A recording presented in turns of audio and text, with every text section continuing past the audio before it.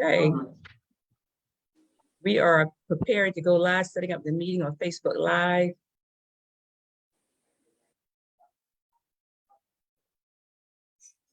I think we just made it happen. Got this. I think we just made it happen, didn't we? You're live. We are live. So I'm going to my Facebook page and I want you all to do the same thing. Go to your Facebook page and I'm going to Pine Hills Community Council page. And I want you to do the same thing. Go to the Pine Hills Community Council page and be able to share this with the public. Because there will be something that's said today that they want to know about. And they will get it firsthand. Well, option share. So I'm gonna say good evening, everyone. Thank you for joining us today. And this is the Pine Hills Community Council monthly meeting. And thanks for coming on the board. I'm Patricia Rump. I'm your president of the Pine Hills Community Council. I want to say welcome. And I want to also introduce our board members that are here with us also on this call. I'm gonna start from the top. I see Bettina, who is our secretary, Bettina, a board member. Dr. Nichols, a board members, thanks for being here. Noah Martin, our first vice president, a board member, thanks for being here. And Ms. Van, she is our treasurer. Thank you for being here. So welcome everyone. And I want to go ahead and get started. We'll open up with the prayer. Hold up a second, let someone in. And I'm going to share my screen. It's the screen that I want to share. Okay, so this is our agenda. We will open up. I welcome you here. Please keep your phone on mute, your microphone on mute if you're not speaking. If you have a comment or want to say something during this meeting time, please use your raise hand feature on your computer to raise your hand. So our agenda will follow here. It'll be the call to order, which I just did. Open up with prayer and a pledge, and we'll move on to the part of our meeting. So can I get someone to open up with prayer, please? Anybody? Oh, gracious Father, we thank you. We give you praise, and we ask you to be with us, those that are here in the meeting, that you will give us wisdom from on high, that we will do our best to serve our community to our fullest. Let us not have private agendas, but we'll be here for the whole of the community. Father, we thank you for your guidance. We thank you for everything. In Jesus' name we pray, amen. Amen. Thank you, Ms. Van. Thank you very much. So you want to lead us in Pledge of Allegiance, Ms. Van? Yes, ma'am. Thank you.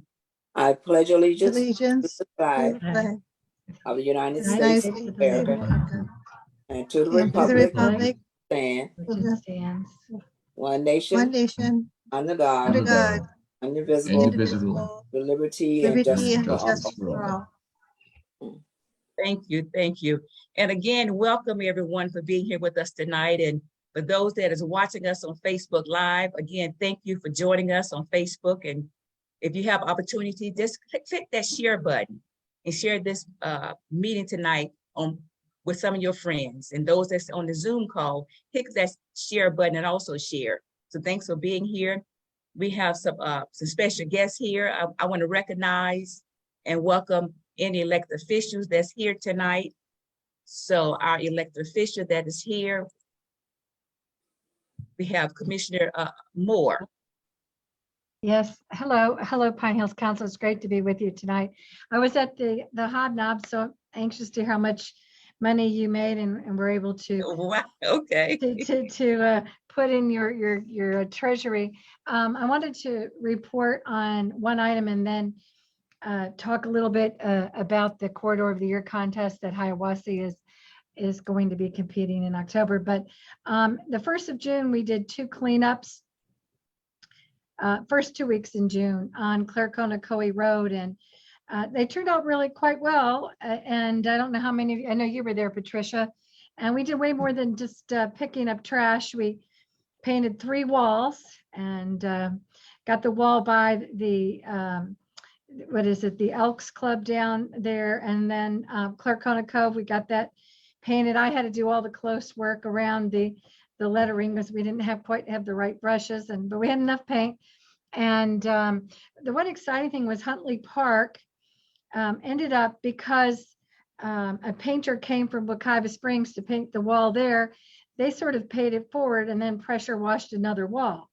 So if you go down that section from Pine Hills Road East, it's looking a tremendous amount better. And then also we really I put a lot of CIP dollars right at the intersection. So going north, south, east, or west for quite a distance, you'll notice the sidewalks are white, the curbs are white, to see if that would, inspire some better behavior. I have ordered intersection lights, and so they don't always give us, notice that these things get done. So the other night I was out at 10 o'clock at night. You can't check on lighting these days super early because it stays light so late. But so I was out there Saturday night at 10 and noticed that the entire length of Claire Conacoe Road, the LED lights, all the incandescents been upgraded. So now we have all the way from Edgewater all the way out to the 429. It's all LED lights now. So I checked Powers and might need some of your help on that. They did upgrade Powers, but there's a little bit of some challenges. There's a few that were missed, and Patricia knows this better. It's sometimes a little bit of a challenge. You have to go out and get the poll numbers and call them in. And I did notice that Hiawassee has quite a few lights out. And so we tend to, in the summertime, we're fussing with people about the grass mowing. And then in the wintertime, we're dealing with all these lights burning out. So I felt like maybe I was a little ahead of schedule just to check that the light issue isn't really such a problem right now. But when that time changes back and the kids are going to school so early and it's getting dark at rush hour, these are obviously some concerns. Now, I don't know if any of you have noticed if they ever changed, because we had an issue on Silver Star that we did not have LEDs on the north side. I don't know if any of you can confirm whether that got done or not. I wasn't able to get down the way to check on it. So we still have some work, some more work to do in that regard, but that was exciting. And so most of you know Cheryl Soriano. She's taken a little bit of absence from helping on the corridor because of some health challenges. So we might need somebody, if you're interested in stepping up to coordinate. She had a work day out in front of Caroline Estates and did quite a bit of work there. Yes. It's looking, but there's more to do, but these things don't happen overnight. And as you know, I had that one section on Hiawassee where we had drainage problems and erosion. We tried something where they came in and took the top layer, mostly weeds, out and put a mesh in there and anchored it down and then resodded. And it's looking pretty good. It's holding it. It makes that section look quite a bit better. So the last 2 weeks of September, the hope is we could have some work days, those last 2 Saturdays. The judges come October 1st, and been working on what the winners could get, because it was brought up at one of Cheryl's meetings that Hiawassee, if they did win, already has LED lights. So could we come up with some other ideas? And I have some ideas. They get some benches and potentially maybe some banners, and we could work with this group to determine what would be on the banner. I wanted to, if you have just a minute for me, to talk about there's a matrix, and I can send this to you, but what the expectations are. And most of the HOAs, we will send them a letter and remind them of the judging on Saturday morning, October 1st, so that they can have their neighborhood ready. And it's just going from the 414 south down to right about where the post office is on Hiawassee Road. So that's the area that's competing. So the expectation for points is that they're driving, so they're never going to get out. It does not have to be to the level of perfection at all, but they're looking to see that there are no dead limbs, no trash, obviously, out on the frontage, that the wall is in good condition. And the one thing that helps is if you put any mulching in, do it right before, do it the weekend before. The grass is mowed, and I know that's a challenge for Cheryl with some of the non-HOA neighborhoods to make sure that the grass gets mowed. And then this year, the one added thing was to make sure that the sidewalks are pressure washed, because we found that that looks a whole lot better. So anyway, it's been fun. It's been a fun competition. Hiawassee Road is competing against Sheila Road and Southern Apopka. Northern Apopka has Lester Road entered this year, Thompson Road in Wekiva Springs, and Magnolia Homes in Lockhart. And so the winner gets a whole lot of benefits, but it's supposed to be, just a fun way to bring Cool. everybody together. It's going. Okay. Can Okay. Let me do I this. unplug it and just put it in? Bettina, can you mute yourself? Ah, And that was all I had, unless anybody had any questions about Corridor of the Year. Okay. Thank you. Thank you. Thank you for the update. Thank you You're very welcome. much. Thank you. Okay, we have Ms. Karen, School Board. Yes, hi there. Thank you. As many of you know, school starts next week, August 10th, and teachers return to the classroom today for pre-planning. Okay. And I don't know if you all have heard, but there are some major changes at Evans High School. The principal, Rolando Bailey, is moving up. Yes. And he will be in leadership, and we will be welcoming Kenya Warren, who comes highly recommended. And she will have a meet and greet tomorrow at Evans from 6 to 6:30. And Good. we invite everyone to come out and meet her so that you are assured that Evans will remain in great hands. And it's great for the community to come out and to support her. And if there is anyone out there who is looking for something to do starting next week, we are still hiring bus drivers. And you can go on our website, ocps.net, and see what you need to do to apply. And that's about all I have for now. Thank you. Thank you. Thank you for sharing. I used to work with Principal Bailey's wife as a probation officer. And she told me he's area superintendent Mm-hmm. at the Southwest Community Schools. So very good. Good for him. Yeah, he's going to be a great leader. Yes, yes. Any question for Karen about the school board? None. Do we have any more elected officials on the line? Well, we have representative here. We have, like I said, Atina and Landra. Anything from the tax collector's office, Landra? I did want to make a quick announcement in regards to the handicap decal. I know that a lot of people have international visitors, and if you all do not have a handicap sticker in your car, but you're going to have an international visitor that actually has a handicap placard in their country, as long as it has that universal wheelchair on it, where you have the blue background with the white wheelchair on it, they can actually bring that over. The information is actually on our website. I'll go ahead and put the link in the chat, because at one point you used to have to pre-order and it would take months to get. And so they've created a new rule, the state has, where as long as they bring theirs from their designated country and it has that blue background with a wheelchair on it, we are now accepting that in the state of Florida. Thank you. Thank you for up to date. Thank you. You're welcome. Athena, anything from Representative Brown office? No, we don't have anything this week. She wants everybody to know that she's very interested in what's going on in Pine Hills, but we are just kind of still out there helping people. And if you need anything, just give our office a call. Thank you. Thank you very much. Thank you. So we'll move on through the agenda. And I think the next item on the agenda is, what is it? I'm gonna turn the page here. Did the pledge. The treasurer, the minutes, the approval of the minutes. I had opportunity to review the minutes. Anyone else had opportunity to review the minutes? Board members, not board members, but council members. Can we get a motion on the minutes?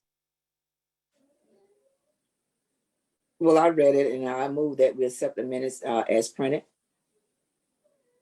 Second, I second. that was motion by Ms. Van, second by who?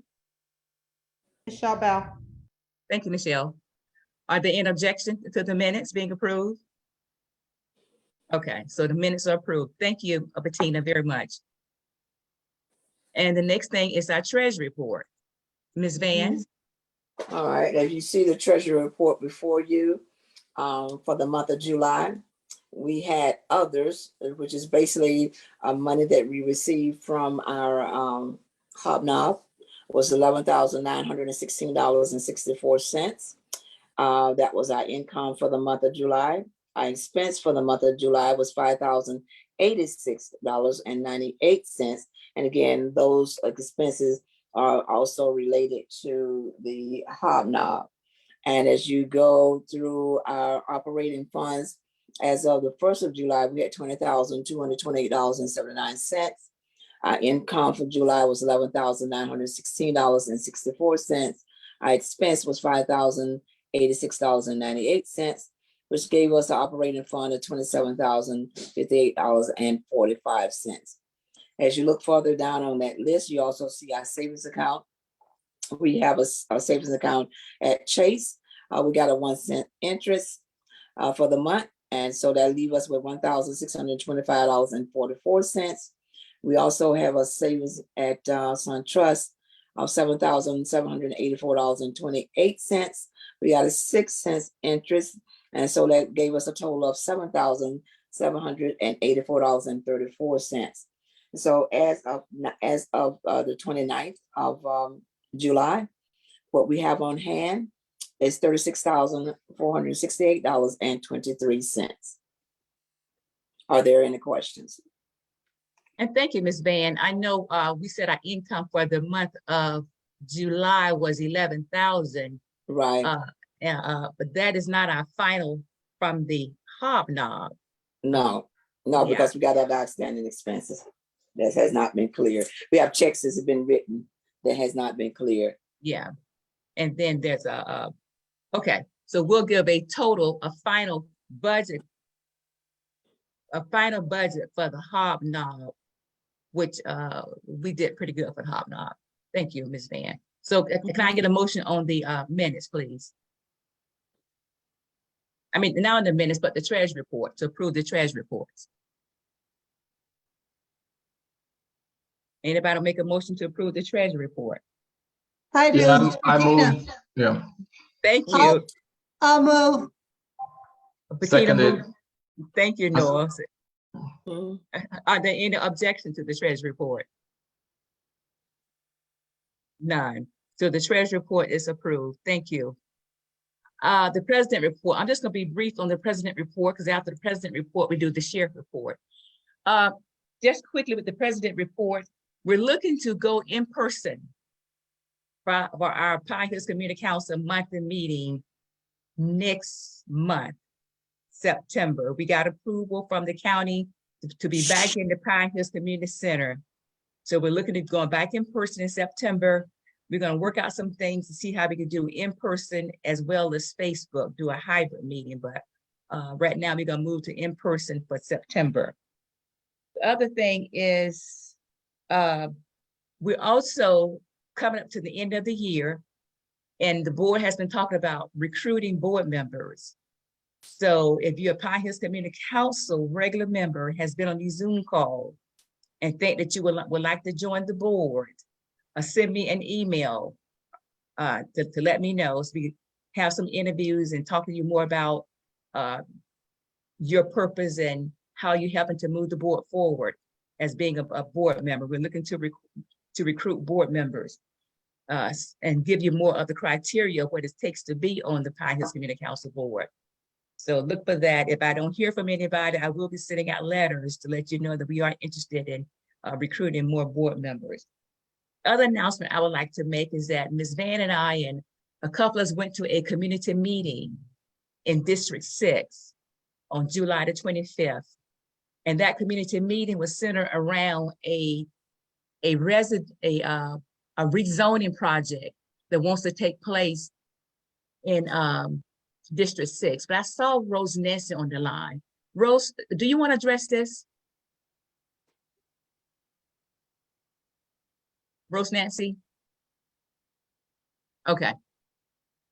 So it was a community meeting and we were there. And what the person wants to do is to open up what they call a community housing in the heart of the residential area.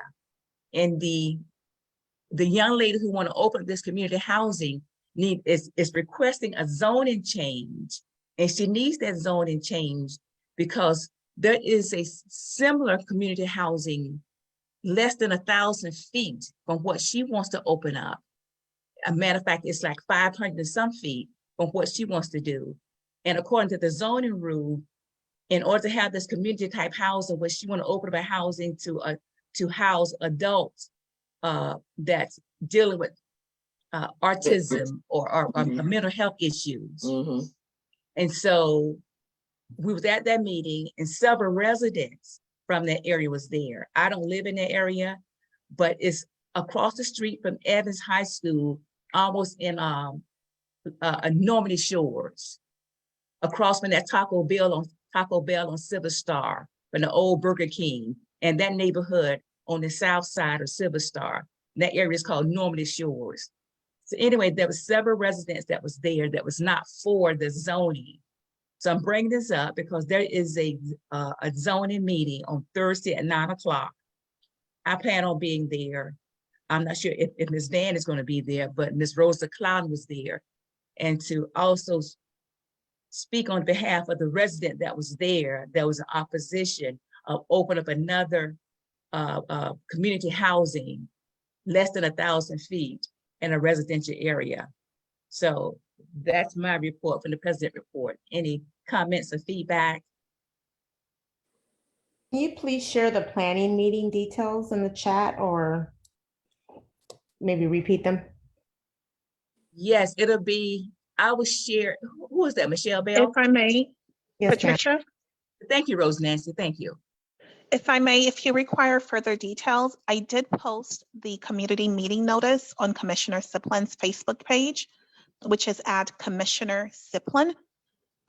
What Patricia shared with you is correct. It's a variance request for the distance separation between an existing group home, community group home. So this particular applicant, although she owned her home first in Pine Hills, she did not receive the final licensing to operate a group home until after another homeowner in the area had gotten hers. So Mhm. she's coming in late, and because she's the second applicant for that area, 1,000 feet separation, she had to apply for a variance to ask Orange County residents and the board for a variance to operate her business without adhering to the distance separation. Thank you, Rose Nancy, thank you. So just like Rose Nancy said, it's on Commissioner Siplin Facebook page. Yes, the information there, but it's Thursday. Thank you. Are there any more questions? I have a question. I have a Yes, Bettina. question.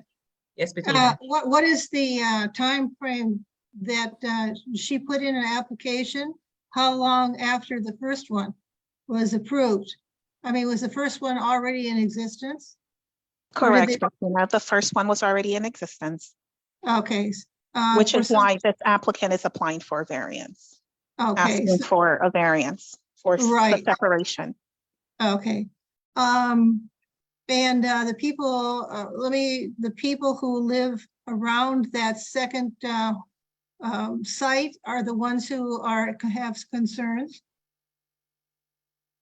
No, Commissioner Siplin wanted to bring this matter up to the community, so the Okay, community can share their concerns about having another group home in Pine Hills, because since 2014, since Commissioner Siplin has been in office, residents have stressed in District 6 that they do not want another group home in Pine Hills. It's saturated with group homes. Mhm. So the Yes. commissioner requested a community meeting Several residents came out, including, like Patricia said herself, Ms. Clouden and others, expressed their concerns, asked questions of the applicant.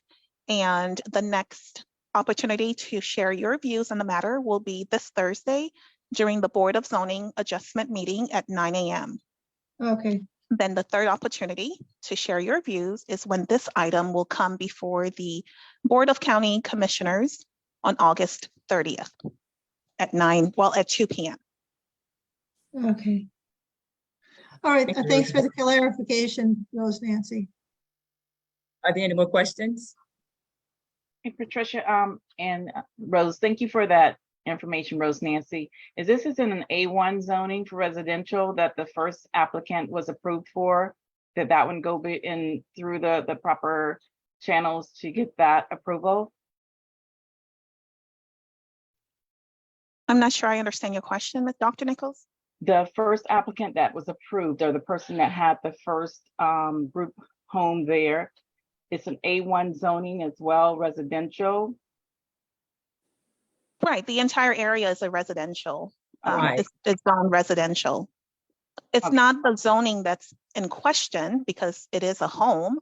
It's the Right. separation, the distance between this applicant's home and the others is 528 feet difference, as opposed to what the current Orange County ordinance requires, 1,000 separation. Right, the council and Pine Hills has been very, has watched these requests. Because if you approve one as a variance, you get it's very likely you'll get a number A of lot more. additional ones. So the 1,000 feet is there to protect neighborhoods from not having an overabundance of group homes in residential areas. Mhm. And so the council has been in the past looking over and are grateful that you alert us when these issues come up. And give us time to review it and to check with the people. But generally speaking, the 1,000 foot has been something that the county put that in place throughout Orange County to protect neighborhoods. And that's why we pretty much agree with Orange County to keep our neighborhoods stable. Yeah, thank you for that, Bettina. And I'm basically asking that question because if it's a residential area and yes, the owner is the owner. However, if they're running a group home, that becomes a business entity at that point. And I'm asking that question and I can follow up myself. No, okay, now I asking- understand. It is still, it is still considered a residential. It's not, although it's operating as a business, it's still a home. It's still residential. Right. It's not like a commercial business. It's a Okay. residential business or professional office. It's a group home because the purpose of that business is to house individuals with disability inside that home. It's going to be their permanent home, which is why the applicant said that she's on this property. I believe Dr. Nichols, I'm not sure, maybe you weren't there. But I'm not sure if you remember the personal account that she shared with the community about her son. I don't want to share too much, but if you, okay, yeah, you do remember that. So think about that part of what she said during that meeting. And that's why she's doing it, because it's still her home.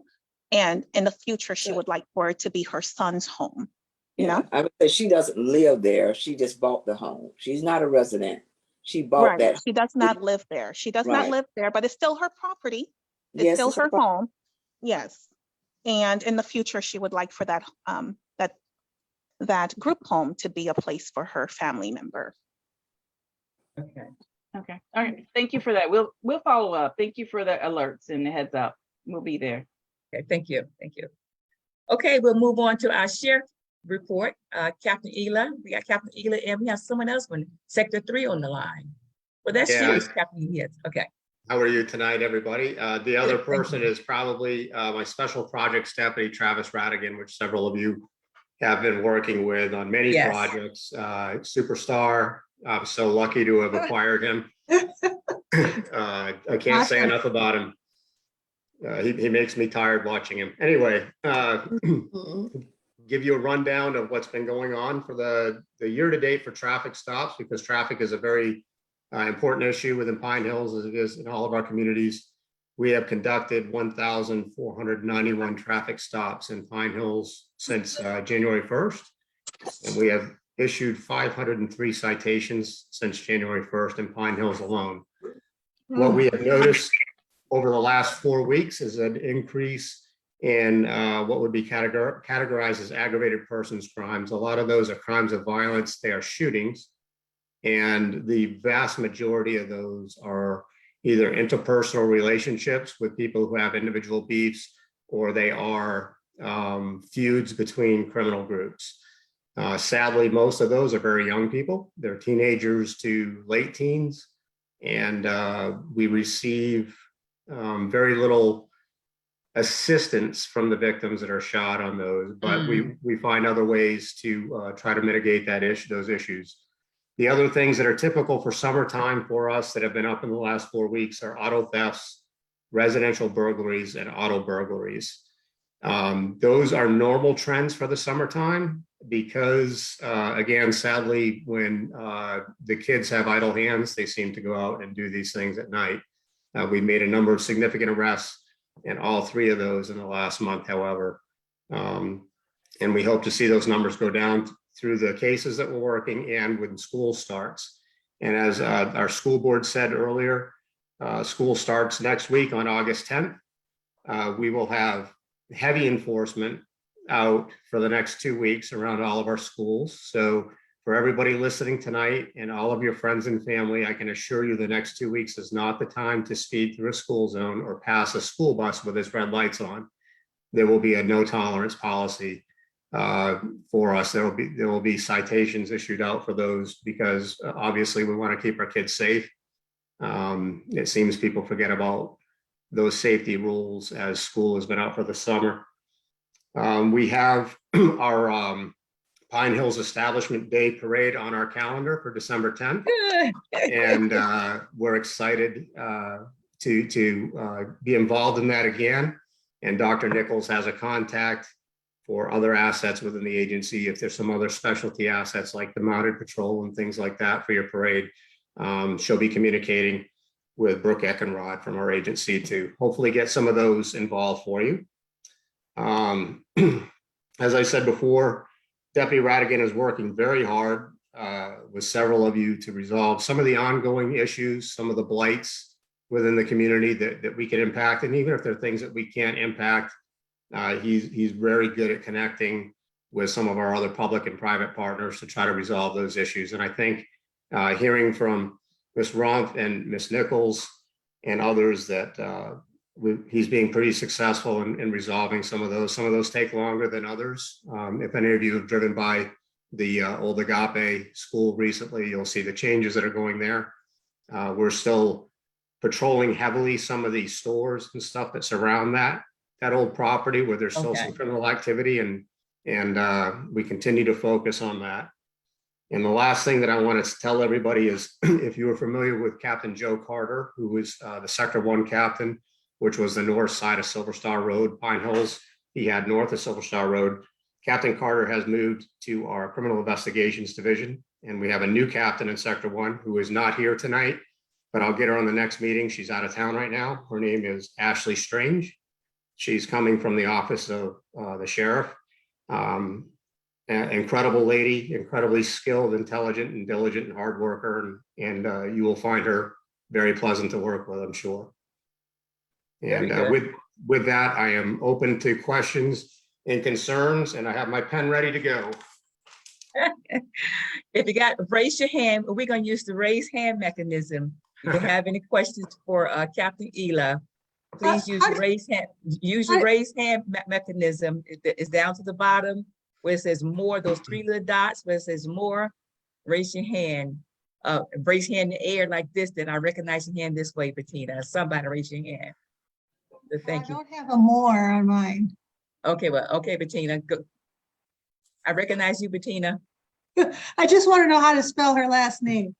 Oh, Strange, Strange. First name is Ashley. Okay, And like I said, she's out of town this week. She was just promoted last week. She's out of town this week. And I will certainly invite her to participate in these meetings moving forward when she's here. okay, thank you, Captain Vila. So she's Captain Ashley. Captain Strange, her first name's Ashley. Captain Yes. Ashley Strange, okay. Thank you. Commissioner Moore? Hi, Captain. I was, of course, this is actually a question for her, but we've been hearing from the community about folks on Clare-Conacoe Road using the middle lane to speed around traffic, at rush hour and all times of day. I was wondering if you had any recommendations for citizens to deal with that situation, how to report it or what can be done. I'm writing as you're talking, Commissioner, so let me repeat to you and make sure I have this correctly. It's the middle lane on Apopka Vineland Road during rush hour, is that correct? Clare-Conacoe. Clare-Conacoe, see, I knew I'd make a mistake. Well, that's why I am here, and I will certainly share that information. That is in her area, and we'll see if she can deploy some resources into that area during the affected times and make an impact. I appreciate it. I ran into a woman who had an accident right near your house, Patricia, and at Lake Sparley in Clare-Conacoe, and she's still suffering from back injuries, had multiple surgeries, and it was a 20-year-old who hit her without, any insurance. So to all the pain and suffering, it's her insurance company and she who has to handle all these medical bills, and she was quite concerned. All right, so my quick public service announcement, second public service announcement to everybody. Your friends, family, your kids, these things do not belong at our attention when we're behind the wheel of an automobile. I'm an old guy, I've told you that 100 times. I've got 27 years in this business. 9 out of 10 traffic accidents that we experience in our community and every other community are related to this device and our attention focused on it while we're driving a car. 9 out of 10. It has been proven to be several, like 300% more dangerous than driving drunk. That's how serious it is. So, the more we can say that to our loved ones, especially our young people. My kids got a few years before they're driving a car, but who knows what the device will be by then. It won't be a cell phone, but regardless, we really need to share that info. That is what's causing these accidents. Listen, more than speed, more than any of that, it's distracted driving. End of my public service message. Go ahead. Thank you. Dr. Nichols? Yes, just very quickly, thank you, Captain Ela, for all that you're doing in our community. And in our last meeting, we talked about visibility. And I just want to thank you. I believe I've seen quite a few sheriff officer cars, just not so much incognito where we don't know that they're there. But I think that has helped a lot in our community with slowing down and folks really being mindful that they need to slow down and be watchful. As far as the traffic accidents that are taking place, the red light running is continuing to happen on Hiawassee near Colonial. There's a major traffic accident yesterday, 2 cars, one head on at Hiawassee and Colonial intersection. And it was because someone ran the traffic lights after it had turned. So I think the more visibility, what you guys are doing, I know your resources are short, but that helps when folks know that the visibility of the cars around, whether they are undercover or not, it's helpful. So I want to just throw that out there. Thank you so much. Thank you for that feedback. And just to give you some follow-up on that, over the summertime, we've had the luxury of a lot of our school resource officers, all of our deputies that are assigned to schools that don't have schools in session. Okay. We have had the luxury of having a lot of that extra staffing assigned to us, and their primary role, I can't speak for the entire county, but their primary objective per me in Sector 3 in Pine Hills has been to be out driving the neighborhoods, driving the major roads and being seen. So I'm glad to hear that was recognized, and hopefully that made a difference. Beginning next week, they won't be there anymore for that because they'll all be staffing schools. I think we're at 140 schools now or something like that, that we have within Orange County. But thanks for the feedback, Dr. Nichols. I appreciate it. Thank you, thank you. Are there any more questions for Captain Ealer? And Captain Strange did reach out to me. She responded to the emails, let me know that she would not be here tonight. But Okay, she will be excellent. back. So thank you. Okay, if nothing else, we'll move to our speaker of the hour, Mr. Jeff. Let me share the screen with you again, Jeff. Make you co-host. Dr. Nichols, can I get co-host back from you, please? I can make Jeff co-host. It's letting me share There my we go. screen. Thank you. So Okay. you're good. I turned off my video because sometimes I know on Zoom, Okay, I good. try and do video and Okay, Jeff, everything you're else. on. Okay, Okay, good. and everybody can hear me okay? Yes. So before I get into that, though, I just wanted to touch on a few things. So for the commissioner, kudos to you on the contest you had. We actually installed 2 trash cans because one of the communities asked us as part of that contest if they could adopt 2 bus stops. So Oh. so we did do that. Want to let you guys know as well in the corridor, what you're going to see is we've repainted all the bus shelters that are on Silver Star Road. So you will notice if you go stand up underneath of them that the roofs are green. We've ordered new roofs. Those just take a little bit longer to get in. It's 2 separate companies. So new roofs and new solar will be going on those shelters. We do that about every 10 years is what we do. That's just the depreciated life on a bus shelter. Bertina, I know one of the big concerns you had with this whole project that I'm about to talk to is the lights on Belco Drive. Happy to report that Duke has done that. So in advance of our project. And I will echo what Orange County Schools said. We're hiring bus drivers too. So go to our website. And we are, like I said, we're hiring as well. So like I said, I just want to get those items out of the way, but what I'll do is we'll start talking about the transfer center here and giving you an update. The big reason why I'm coming back to you is I'm pleased to finally announce that we are actually in procurement for this project. It's been a very, very, very, very long time coming. It's actually sitting with my procurement department, going through a couple little steps here internally, which we'll have wrapped up by the end of the week. But I wanted to give an overview just for a lot of people who may not have been involved in the original process of how we got to where we're at now. So, and then at the end of this, I'll be happy to take some questions. So just to give you a little bit of project history, I always tell people is when you just plan one of these things, you're at least 5 or 6 years, at least. COVID threw things kind of for a loop, but we started doing our own site selection and due diligence. Bear with me half a second. Oh, there we go. Back in 2012 and 2013, independent of us, there was a charrette held with American Planning Association in 2014. Ironically, we came up with 2 areas potentially for a transfer center, one of which is what matched, and I'll show you guys this in just a little bit, what the American Planning Association had determined. So they had always looked at that northwest corner of Pine Hills and Silver Star as being a town center. So one of the things that we did is we got a Federal Transit Administration grant to start towards the construction of this back in 2014, 2015. That was for $1 million. Then we have to go through, when we use federal dollars, which is how we pay for a lot of our projects, we have to go through an environmental screening and approvals before we can even talk about going to the county and getting the next step, which is the land use and approvals. We then, late 2015, 2016 is when those approvals went through. We purchased property from one of our great community partners that is actually on here as well, from the Urban League.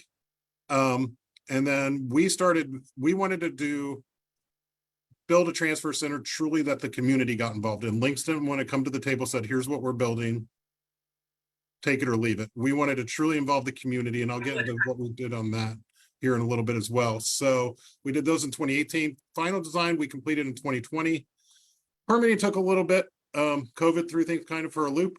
I mean, a lot of people were we were shut down for a good, 6 or 9 months. And then LYNX was also focused on getting CARES Act money that's allowed us to keep the lights on and actually put us in a very good position going forward as a transit agency. Our funding partners have agreed that we've been using CARES Act money to pay for normal service, and then we've been taking their normal allocation and putting it into a fund so that if there's something 5 years from now that we need to look at doing an adjustment of service, we've got a fund that we can go deal with that on. So our funding partners have been great throughout this, the COVID issues that everybody's been subject to. So some of the basic requirements that we have some safety and security elements we needed. We needed 8 to 10 bus bays. Of course, we have to make everything accessible for Americans with Disabilities Act, lighting and wayfinding, some shelters and landscaping. I'll get into the future development parcel here in a little bit. We needed site access for pedestrians, cyclists, wheelchairs, cars, buses, etc. We're looking at some sustainable elements, community event integration. Back then, our budget was 5 million when we started this. Our budget now is about 8 million once we factor everything into this. The project is 100% fully funded. When we talk about our community partners, you've got a list here. I won't go through them all. But when you talk about funding, so we use what they call Federal Transit Administration $5307. It's just where the feds put the money, if you will. We use those. That requires typically usually an 80-20 match from locals. So, but we've actually, our partners at Orange County have been matching on a lot of this projects. So they've brought probably close to, I think it's about $1.5 million to the table in terms of whether it's through parks, matching some DOT grant dollars or what have you. They've also given us some in-kind services for engineering for when it comes time to inspect the roadway. So between DOT and the county, they've been great partners with us on this project. We're going to look at potentially rebooting up the pinehillsforward.com website again. I've got a request in for marketing. We did that when we did our media outreach during this. We used Twitter, Facebook, the Pine Hills Press at the time. And then we involved Evans High School. We actually went and had some meetings with the Evans High School students, the Future Leaders United group, to see what they really wanted to see. Give you an idea of where the project's at. So we're at Silver Star, that pink parcel's Belco Drive. We own all 6 acres of that. So that white building to the north is the Urban League building. So we'll have, and we'll get into this in a little bit. We'll have a center platform there that can take up to 60-foot buses. We actually have a future development parcel. We'll have a driver's restroom and break room and a customer service counter. The Pine Hills Trail, the missing link, if you will be an at-grade crossing at Silver Star, roughly right here, if you can see my cursor. Yes, yes. And then it comes up and then goes along the north side of Belco Drive. And then Orange County's got a project where they're going to put the Pine Hills Trail, the continuation of that, on the east side of Pine Hills Road. So we'll connect it into that. We'll have CCTV with live feedback here, trash receptacles and bike racks, canopy design that we actually worked with the community on, inclusion of waiting areas for Ubers and Lyfts of the world.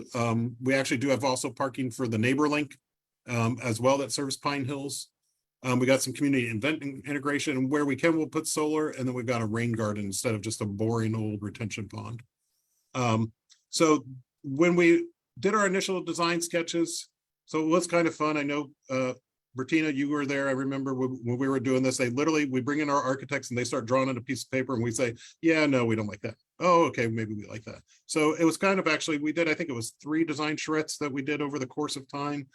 We put some stuff up on the wall that basically people could say, we like this, we like that, we don't like this, we do like that. So that way we could have the community help pick really what they really liked.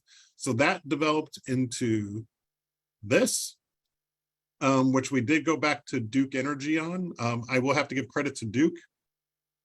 Duke's utilities have been notorious for always saying no to things. We were at a meeting with Duke, and by chance, one of their vice presidents happened to be in. He says, let me know whichever you need. And I said, well, I want to do this, this, and this. You got a problem with that? Nope.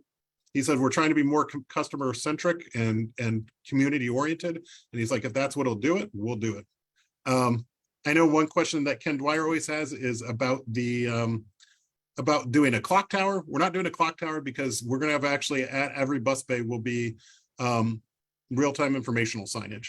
Initially, it will show you what the schedule is, but then it's got the ability to push out to it actual integration with real-time and then messages with that as well. So you see here when you're looking at this, to your right's north.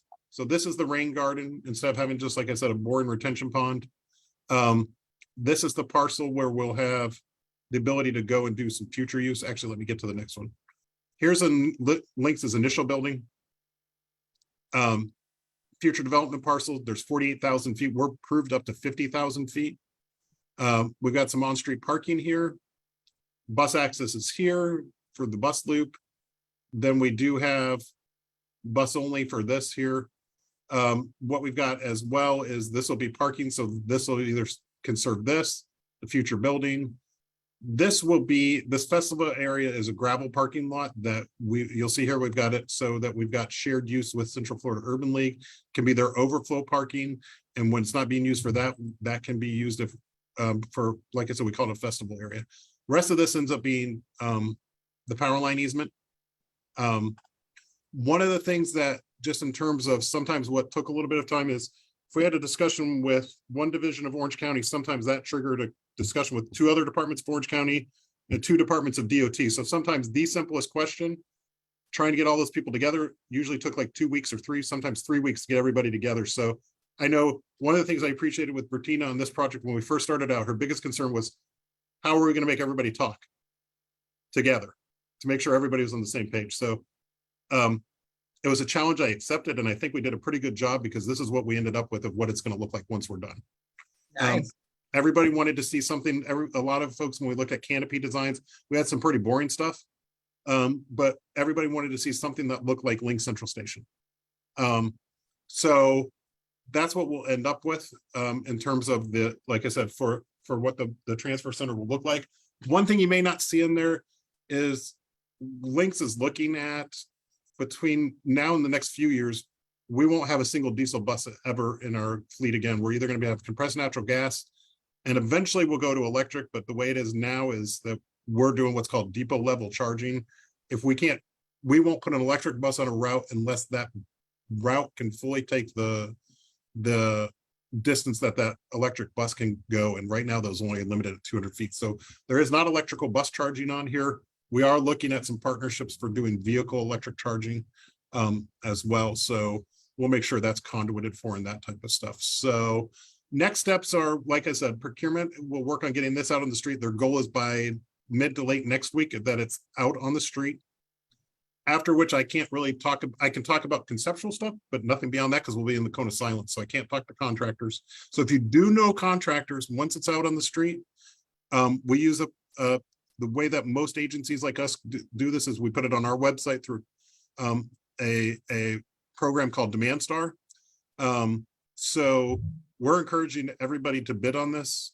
We will have a pre-proposal meeting, which I'll make sure that everybody here knows about. So we've got a list of subcontractors and everything else. So we've gone through some of our other projects, our smaller projects. We've been having the same problem a lot of people are having on sub $1 million jobs, having people bid on it because everybody's busy. But something like this will get a lot of traction.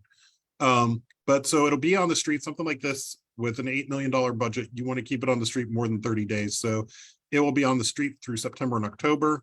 And just depending on how it comes in, we'll be awarding November, December, start construction January timeframe, and then you're at a 12 to 14 month construction timeframe is what we're looking at. Oh, wow. So finally, we're here. I don't have to keep telling you guys we're in permitting. Okay.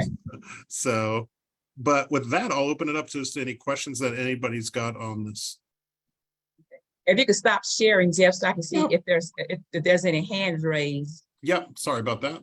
Okay, so if you got a question, raise your hand. I see hand raised. Okay. Miss Van. So my question, as I've been hearing on the news and some of the residents around that area, and their concern is that when they ride the bus, they see that the homeless are in the downtown area.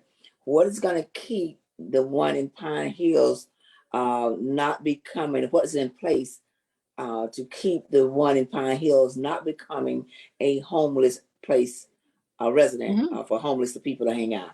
So, and I saw that same news article. So downtown here at LYNX Central Station, I can tell you, if we need to address it from having full-time security there, we can do that as well. One of the things though is at LYNX Central Station, we do not have a huge problem with homeless people hanging out here. So I've already talked to safety and security about that. If they have to assign a full-time security guard to that, that's something that they can consider. But you typically at something like this, I've got enough traffic with it. We typically do not see a homeless problem down here at LYNX Central Station. Downtown itself is a whole nother discussion point. But like I said, we've got a good partnerships as well with Orange County Sheriffs, with OPD down here as well. So that's something we can address through a law enforcement issue if we need to, or if we need to address it through paid security or something like that. If we start to see that becoming a problem, that's not an issue to deal with. So, Okay. All right. So great question. second question. Yeah. My second question is that will it be 24 hours or is going to be open to 12 at night, or what's the time? So, in terms of our last bus, bear with me half a second. Am I hearing doubles? It's pretty close to 24 hours.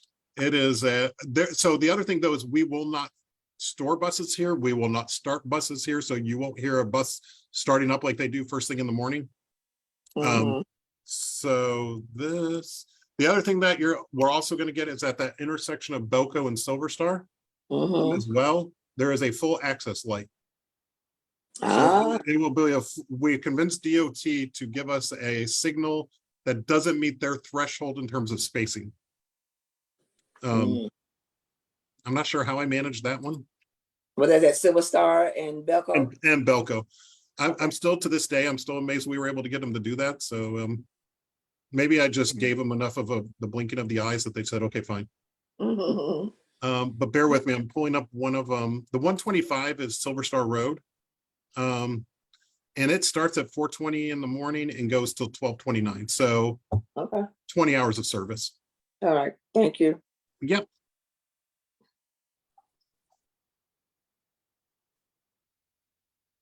Bettina?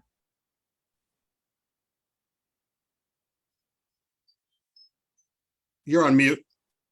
Do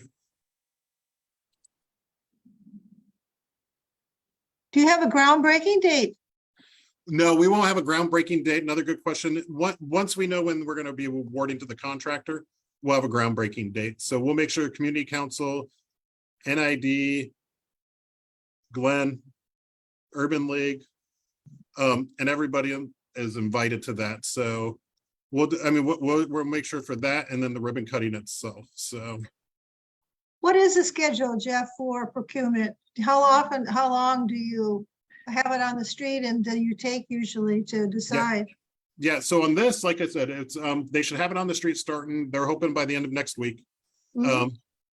Prior to going on the street, there's a bunch of departments here that have got to do their final checks on things.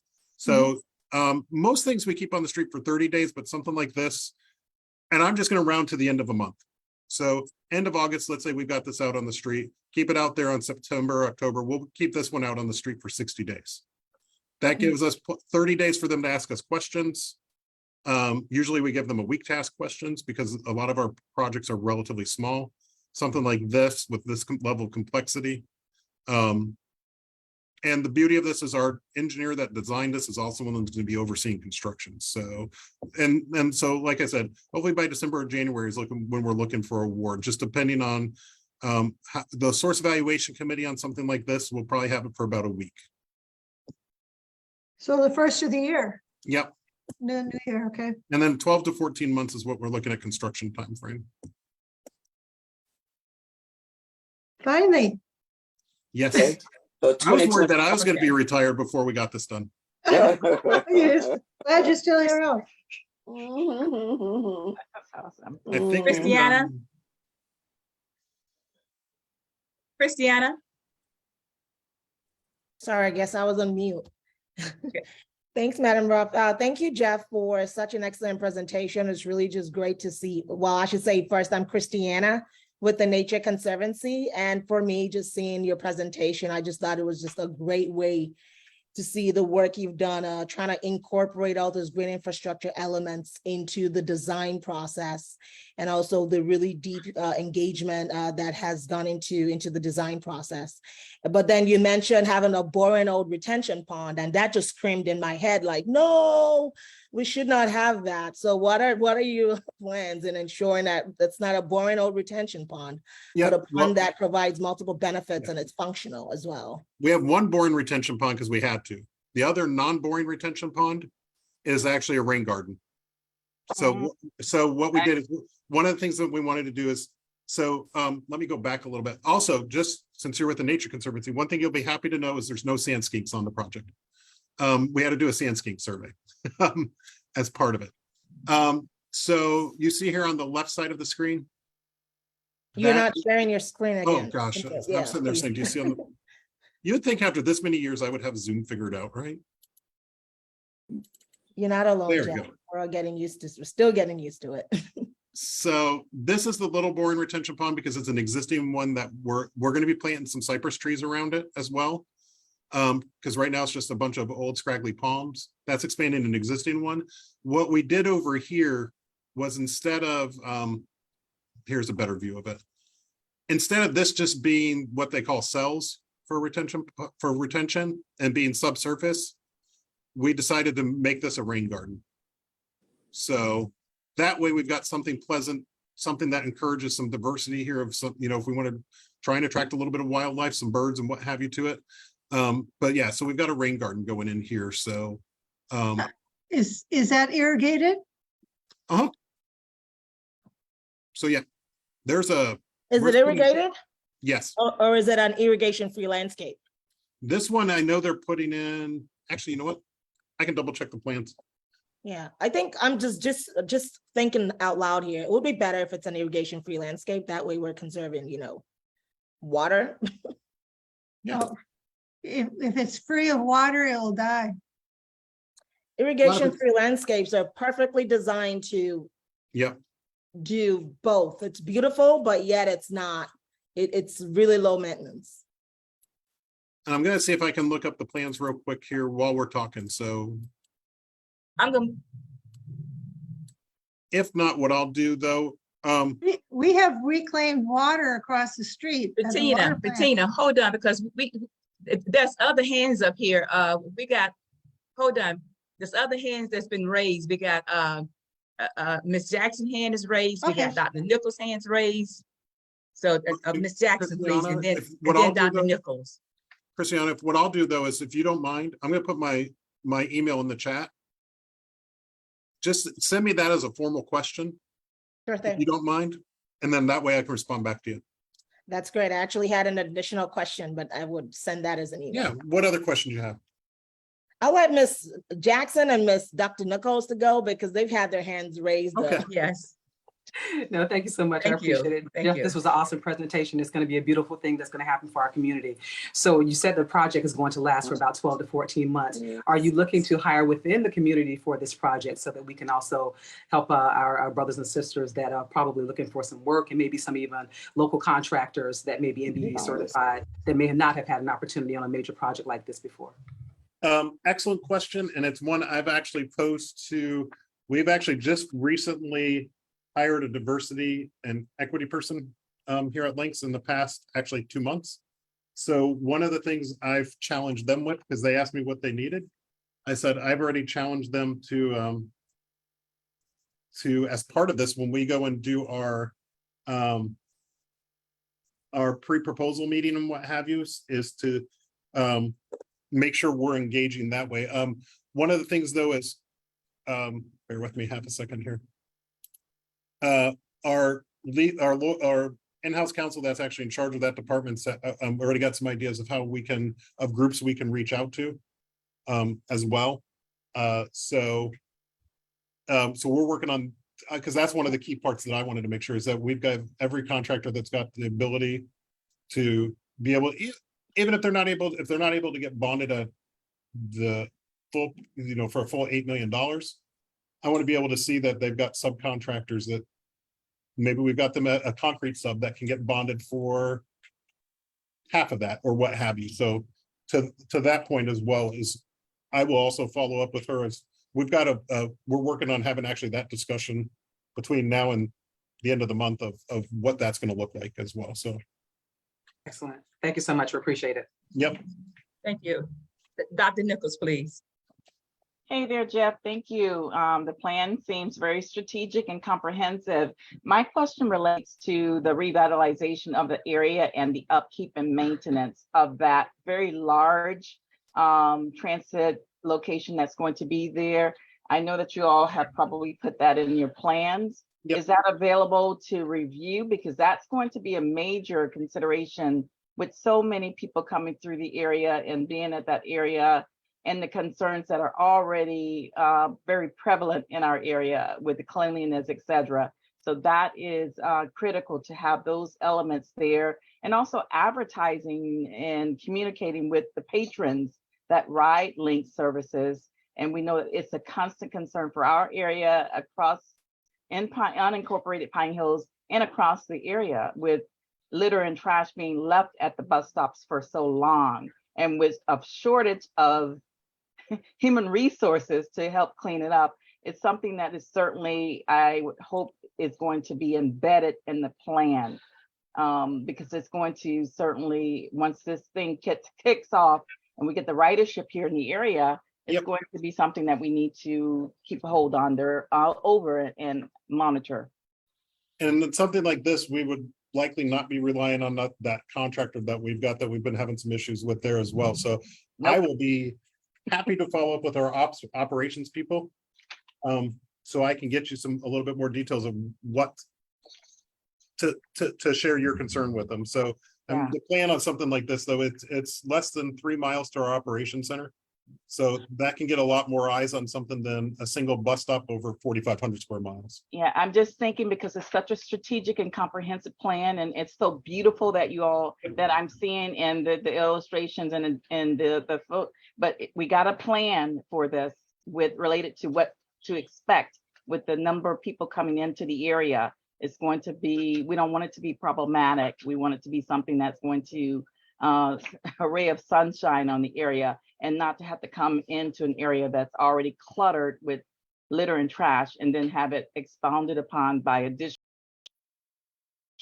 with all the ridership. So I think it's a great opportunity. It's great for our community. However, I want LYNX to, and I want to see something in the plan that is strategically addressing this in particular. I think it's important for us as a community to address it upfront and be proactive as of being reactive.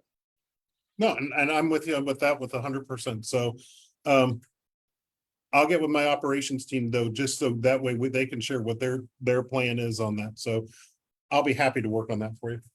I appreciate it. I'm sure that a whole community appreciates it. Yeah. I've got a question. Jeff. There you said 6 to 8 different buses coming in. Do we know the different connecting buses that will be connecting in that area, different routes of buses that will be coming in that area? Yep. So everything that's right now, it'll be the 125, the 48, the 49, I can actually get the list for you. Okay. Yeah. So everything basically that is transferring right now at Hiawassee and Silver Star, it's going to come over to here. But yeah, I'll get you the list of everything transferring. Bear with me, I'm just writing as we're talking. Okay, thank you. And 2 other questions. So, okay, thank you. 2 other questions. So Belco is going to be the only entrance in and exit out, egress and exit? Correct. So one of the things that will occur at Belco as well, bear with me half a second. I'm going to share my screen one more time.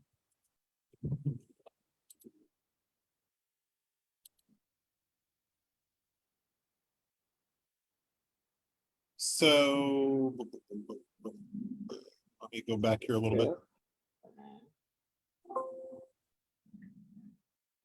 It's somewhere. Sorry, I didn't mean to make everybody sick. Going so quick. So here at this intersection, there will be a full, so that, yeah, you'll have one exit here. here we had to keep this for Duke Energy for their vehicles. But you'll have one entrance and exit here. But buses will either come through Belco Drive or they'll come here on Silver Star to access, depending where they're coming from. The other thing that we're doing as well, because there is an issue here of buses making that turn. So the southern end of Belco Drive here will actually be widened within the right of way. And we're actually widening Urban League we're going to be relocating the Urban League's driveway. And in exchange for that, for them letting us do that, we're going to be widening this as well over here at Belco, right where that turn is, so two buses can pass by each other. So we're not just rebuilding Belco Drive in terms of, because it's aged out in terms of age, but we're widening portions of it as well. So that way we can accommodate the buses. Did that answer your question? Yes, thank you very much. Oh, and then my last question. Yes, it does. My last question. Would there be a neighborhood LYNX bus going through the neighborhood or just that transit center? So the neighborhood, the neighbor link, bear with me half a second here. The neighbor link that's serving currently Pine Hills will serve this transfer center. So where it will actually birth, if you will. And Patricia, one question I have for you, when I get all these responses, do you want me to just coordinate them all through you? Yes, please. Yes. Okay. And I've got people's names next to everybody on that. So I'll coordinate all the responses so we have one concerted effort. And then at the next community council meeting, I can bring them back as well, if that works for everybody. So where you see these two yellow buses, if you will, that's where the neighbor link will actually be birthing. So this gives us room for expansion if we add another neighbor link. Also for access links, if somebody wanted to take access links to here for whatever this future development parcel might be or what have you. So, Okay. But yeah, it'll be serving this. Thank you. Thank you. Thank you. Great presentation. I can't see if there's any more hands. Will you be expanding that north to access the neighborhood link? When everybody, not if, but when the sales tax passes, yes. Okay. No, I mean that, as I've always said, Bertina, you've known me for 15 years. If anybody wants to write us in Orange County a check for expanding service, we are more than happy to put service wherever a road is. We always say is wherever we can put wheels, and if anybody wants us to give us the funding, we'll be happy to put as many buses out there as we can. So I hear you. So I do have one other question. Hold on a minute. Yes, Ms. Mann. Okay, so my question is, because the buses now go down Powers and for us, they're holding up traffic and so forth. So will there be an increase then of number of buses that are going down the Hiawassee is a 4-lane, so you can kind of like get around. But when you're on a 2-lane road, like Powers, will there be more buses to expect to be coming down these roads, or about the same, or what? right now, we're not going to be, from everything I've seen on this, we're not really going to be taking I think it's the 48 that goes up Powers. So that would still stay the same. So basically, what's going to be increased? Basically, essentially what we've done is we've moved the transfer that's occurring right now at Hiawassee and Silver Star to here. So we're not increasing the number of buses going into Pine Hills, if you will, because like I said, same level of service. We're just switching the location from Hiawassee and Silver Star to here. Okay. All right. So is that one that across from right in front of Popeyes? Will that still be there then? Right across from Popeyes. Okay, the station used to be over there in the shopping plaza, and then you still have a stop there on Hiawassee. It's close to Silver Star on Hiawassee, Highland Park at the Highland, whatever that is, where Popeyes, Burger King, and all that stuff. Yeah, because Popeyes is in that out parcel, right? Yeah, so that'll still be there, that bus stop.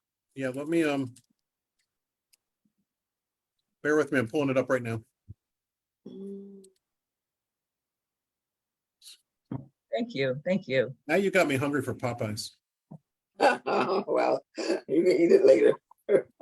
But It's been a my great thing, presentation. Thank you very much. Let me double check that stuff though, real quick. That is the, it goes to pop the. yeah, that's the 44. Mhm. I don't, the 44 will still likely, yeah, it's still gonna come down Hiawassee. It'll make a right turn onto, or a left turn onto, yeah. So it's still gonna come down this way. So Down, that bus stop's still gonna be there. correct. So of all the bus stops that are in our area, that one is the most, from my seeing, is the most unkept place of all of them all. Is that one in front of Popeyes? That's in Bravo, yeah. that Bravo Oh, yeah. Shopping Center, and that Popeyes, and then that it is just when you pass by there, it is always horrendous to look at. And here's one thing I'll ask as well, because like I said, we do have a trash contractor and he's suffering from some of the same problems we've got, which is staffing. But to me, that's still not an excuse. Mm-hmm. What I was gonna ask Patricia, and you guys can figure it out on your end independently of me, if you want to send a formal letter to me with your concerns on the trash. Oh, I will. Do that. So send something just on official community council letterhead. So that way I can work that through on this end as well, if you guys don't mind, because I share the same concerns you guys do. And Dr. Nichols, that's why I think what you had said right now is we've got 14 months before this goes in. I'm with you as well. I don't want to just say operations is saying we're going to do this, that, and the other. Okay, what's the plan? Because 12 to 14 months, we might still be in the same thing with trying to get contracted employees like everybody else is. So if it's that we use our staff to go do it. So know that I'm with you guys 100%. So I have zero problem with the hard questions. Yeah, very good. I didn't want to leave. Patricia, there is a comment that's in the chat box from one of our participants. I didn't see anything in Facebook, but this one says for Jeff, relocating the drive for Urban League to what part of the lot? I don't know if that's a detailed question that you can address right now, Jeff, or not, but that was a question in the chat box. Yep. And that's when we had worked through them with, so hold on half a second here. Let me share screen again.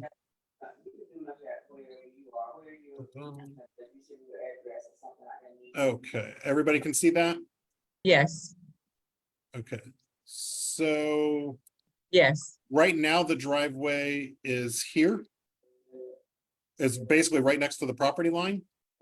So, as like I said, we were widening the roadway. And then we were relocating the driveway here is what we had worked out with the Urban League. Oh. So, and that's been approved and permitted and everything. So, because the problem before is we were gonna have two driveway access right next to each other. Okay, hopefully that answers that person's question that they put in the chat box. Thank you, Jeff. No problem. Thank you. Thank you. Thank you very much for the presentation. I know Did Christiana, do I think have one more question? 8 o'clock. We got about 10 minutes before 8. Yeah. And I like to end on time because we start on time, but this has been great information. Jeff will be back again. Jeff, you can stop sharing your screen. Oh, yep, you got it. Thank you very much. So I do want to give time to make announcements. Dr. Nichols, you do want to make any upcoming announcement, what's coming on in September and October? Well, absolutely. Quite a bit. We just finished up the waterway cleanup, and I see Pamela online, and we were at Barnett Park. It was a great turnout. We were out there early. I think it was over 100 degrees. But that was just recently on Saturday, July 23rd. So we had a good cleanup out at Barnett Park around the lake and around the area in general. We do have National Night Out that's coming up, and we're partnering with the Boys and Girls Club of Central Florida. That's off of Hernandez and Pine Hills Road. So just stay tuned for that. I'll be sending out emails to everyone. I think I have everyone's information. We want everyone to join us for that fun family atmosphere with Orange County Sheriff Department and Fire Department, et cetera. So that's happening.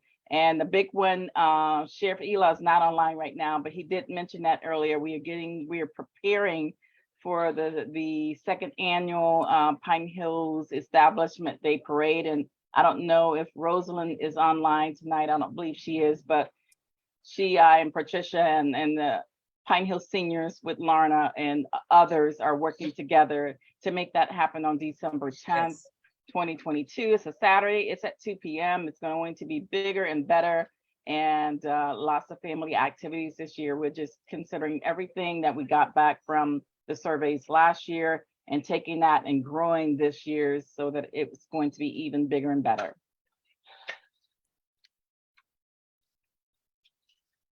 Thank you. Thank you. And again, I want to thank our online viewers for watching tonight, and those that's here with us on this Facebook, on the Zoom call with us tonight. Before we close out, if there's anyone else want to make an announcement, any of the board members here want to make an announcement, or any of our community council members want to make an announcement. It's been a great meeting. It's been a great evening. It's been a full day for me, but any announcements?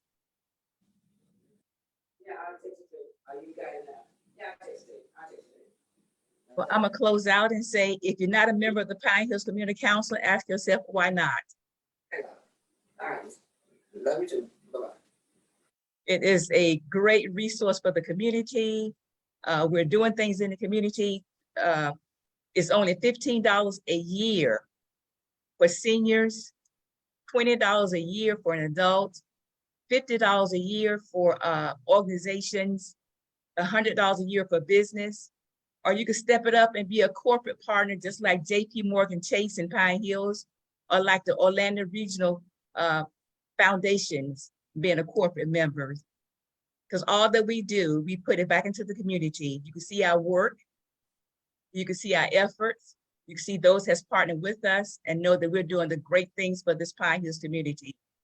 So go to our website and check us out, and do become a member and invest in the Pine Hills community. I see Peggy signed on from Congressman Val Demings' office. Peggy, is anything you want to say from our Congressman Val Demings' office? Not at this time, but thank you so much, Patricia, and everyone at the Pine Hills Community Council. This was indeed a great meeting, very informative, and the Congressman continues to support your community. Thank you. I thank you, and thanks for being a part. I see Sandra Fatman Hall signed in. She's one of our board members. Sandra.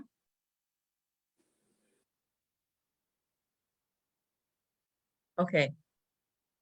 And Rose Nancy has her hand up from Commissioner Siplin's office. Thank you, Rose Nancy.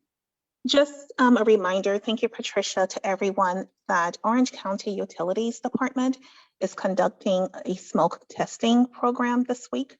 So if you notice any steam coming from the sewer system or in someone's roof, that's because of the smoke testing. They do that annually to detect any breaks and defects in our sanitary sewer system. I did post the detail on Commissioner Siplin's Facebook page if you want to read more about it and the locations. Thank you. Sandra.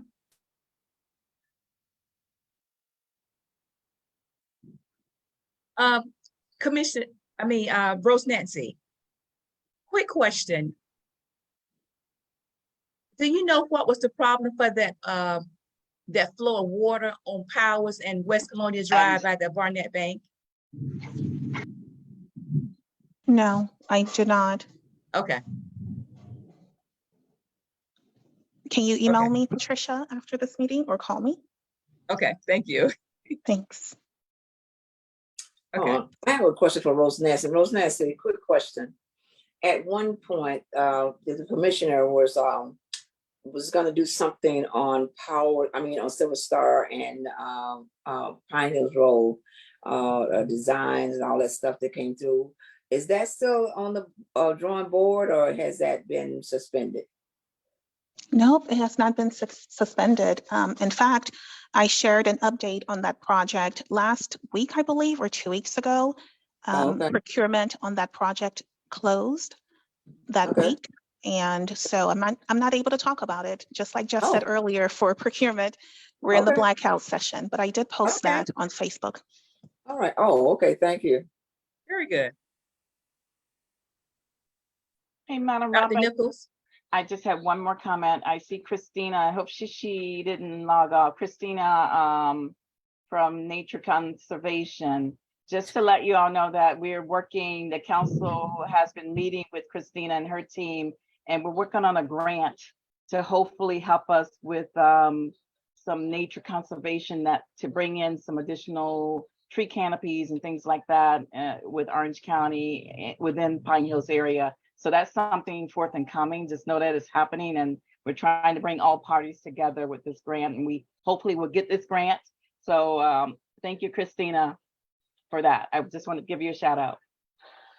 Thank you, Dr. Nichols. Really appreciate the opportunity to work with you and to learn from you and to contribute as little as we can, as much as we can to the empowerment and betterment of Pine Hills community. So thank you. And I have to say, I'm super excited working with you. Just had to add that. Thank you. If there's no further announcements, we are, I think, right at 8 o'clock. I think, again, we're going to meet in person in September. So either look for a Zoom link or look for an email from us as how we're going to meet in September. And thank you all for joining us tonight, and have a good night. God bless you. God bless. Bye-bye. Thank you. Bye. Bye-bye. Bye. Good night.